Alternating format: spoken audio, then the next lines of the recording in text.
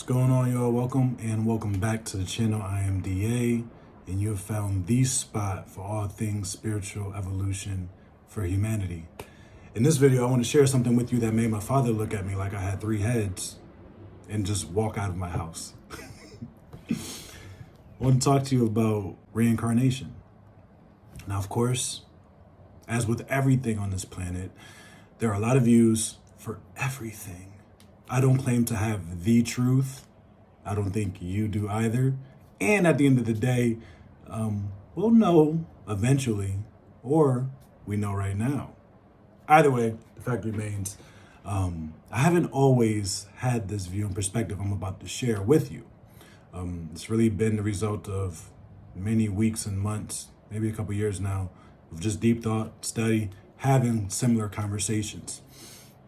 I remember being about 7 or 8 years old. My brother and I, one of my brothers and I, we were having a conversation, and he asked, or I asked, somebody asked the question, where were we before we were born? And just very nonchalantly, we looked at each other and said, oh, we were with God. Duh. Where else would we have been, right? And we were expressing this deep inner wisdom with the only vocabulary that we had.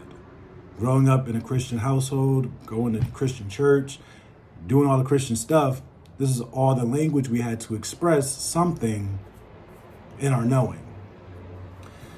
And so as I got older, as I stepped away from the church and began to really look at spirituality from this broader perspective, and I began to think about this idea of, the reincarnation and the sleep of the soul and the journey of the soul, right?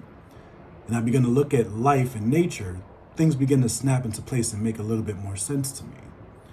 Because one of the things I've learned is that if you want to learn anything, look at nature.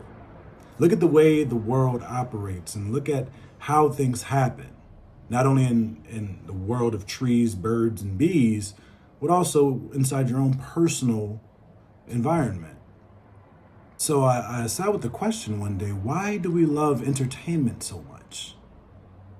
As people, we are very you're here on watching this video on this entertainment platform. When I asked myself, why do we love entertainment?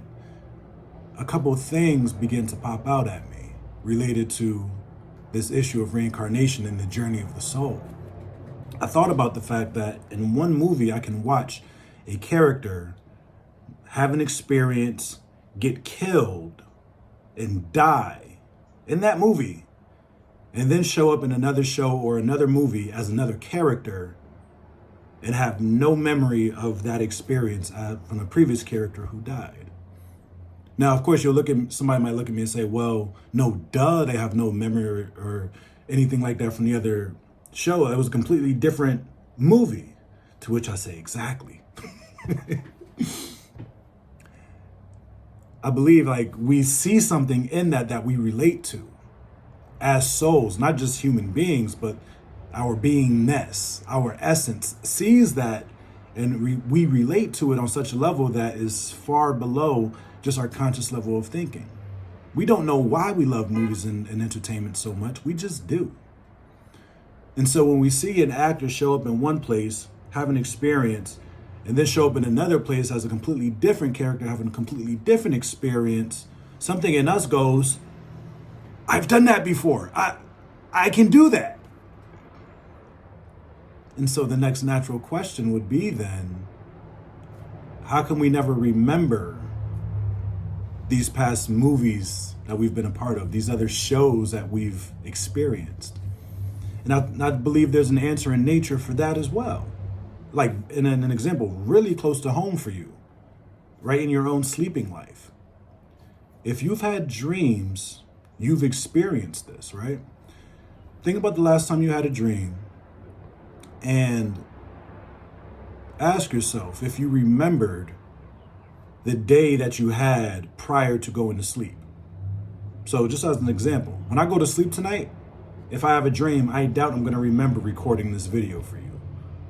I doubt that I'm going to remember anything that I did today. But that dream experience will be all that is in my conscious awareness, or in my consciousness and awareness. Come on, words.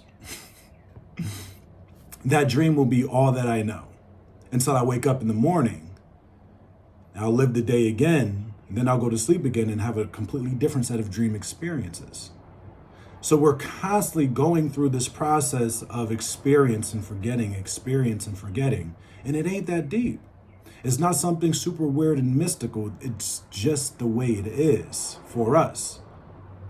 Now, some of you might actually have dreams where you remember the day as it was. You might remember a conversation or an event that took place, and it might show up in your dream, especially if it was probably traumatic. I get it.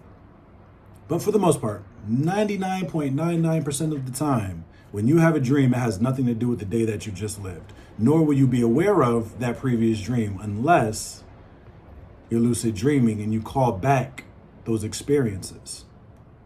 And it's the same in our waking life, in our everyday life. When we become lucid, when we become awake to the reality that we're now experiencing, we remember some weird things. Some things that may seem irrelevant or may not matter in the grand scheme of things.